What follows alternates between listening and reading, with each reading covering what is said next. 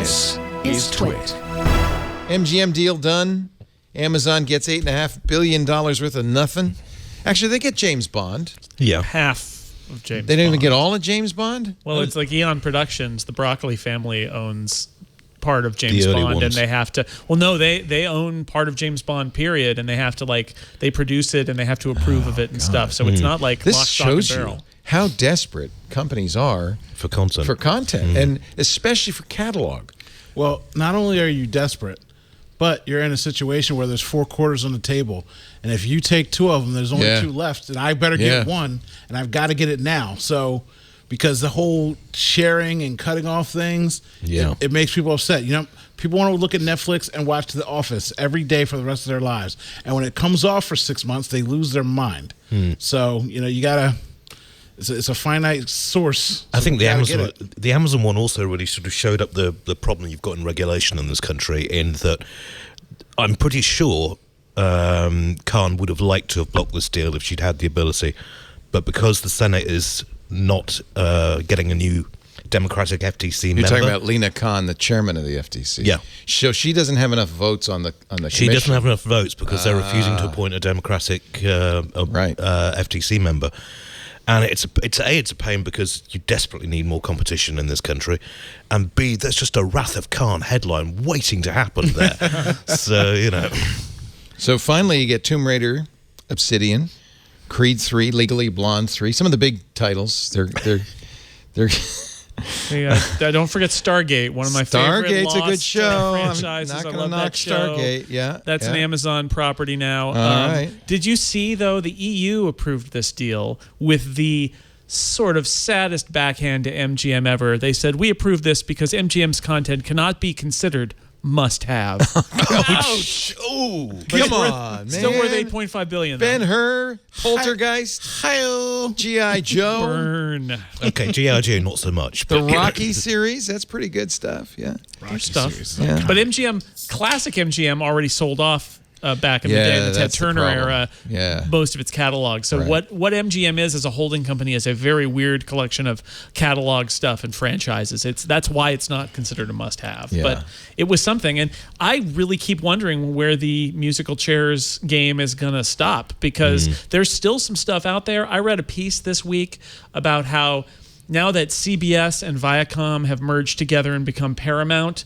the next order of business is for them to see if they can find somebody to unload CBS television to, because once they get rid of their broadcast network, they can sell the rest of the company to Comcast or which already or owns to a Warner lot of it. Media, Yeah, right? right. To And one so- of the other companies. and they're doing that because they get annoyed. One, the Paramount beast that is a new streaming service is like, okay, but Warner Brothers owns a lot of the CBS content, so I'm not going to go sign up for Paramount because I can get Sheldon and stuff like that on HBO Max. And so it's a tug those of deals war. are still there, yep. It's a tug of war of what's going on and who's doing what. And I'll tell you what, Mr. Leo Laporte. What, Mr. Vanderpump Rules? I might come to you and ask you for your catalog This Week in Tech. And, We got a lot of old shows. yeah, we got a lot of old shows. Some of our shows, they don't age all that well. Look. If you want to know about Windows Vista, I got a show for you. Don't lie to the people, Uncle Leo. It's good content. It's good content. It's good content. You can broker I that can run deal. a streaming service. I'm smart, not like people say. There is on Twitch a stream of ancient computer shows, most of which they're getting from the Internet Archive, like Old Computer Chronicles. Oh, yeah. They have a show of mine, which I thought there were no copies left, but apparently they got one. And they just run that 24/7. I don't know if anybody watches it. Somebody's watching it. There must be, right? Yeah. Somebody's watching it. Somebody's watching us right now. So what's really happening is broadcast is dying and streaming is coming. Yeah, or at least broadcast is a very different business from streaming, and it has a bunch of regulations because it's over the airwaves, right? And So you in think the US, CBS will continue? Yeah, well, actually, if you look back to the Fox deal where the Murdoch family sold Fox to Disney, but they split off the Fox broadcast network, The channels, and the cable channels that do news, and they took that separately. And one of the reasons is that Disney owns ABC, and so they could not sell the Fox broadcast network to the owner of ABC, so they split it off. I think that's the thought process behind what may be going on at Paramount is they need to unload CBS and CBS News, and there's a business to be run there, but it's a real different business, and it's not a growth business. Not the same as and it's not going to excite investors, and then they can sell their catalog to the highest bidder. Right. And the truth is, Paramount, I mean, somebody will get Star Trek out of it. Somebody will get there's some good stuff in the catalog, but they can then try to auction it to Netflix or Disney or Warner Media or Comcast or Apple or Amazon and get somebody to buy it, because none of those buyers want TV stations. They just don't want that. Well, even CNN is going to streaming. They're going to launch in a week. CNN Plus. Is that them saying the future is this, or that's them hedging their bets? It's both.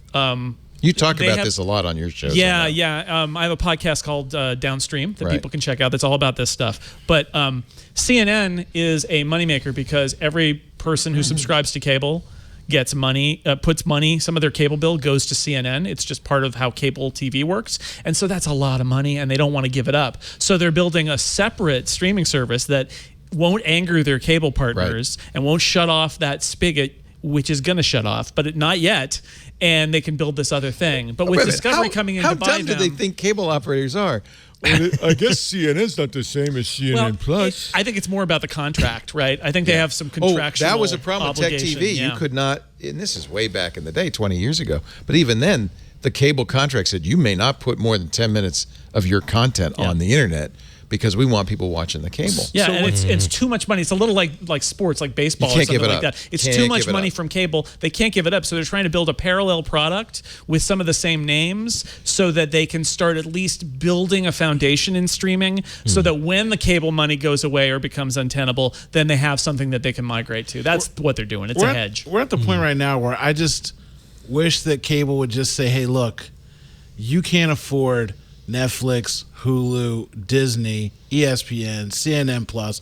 You know what you're doing? You're ending up paying for the cable service that you said was $200 and $300 a month. Let me do this for you. Let me just knock the bill down to cable TV with your internet for $100. Come back to us. The dinosaur is now the meteorite, and let's right this ship. Because as everything we say is network media is dying, my God, again, just to run off the list, Paramount, Disney, who can afford besides us in this bubble to pay for everything? And then they get mad because people are sharing.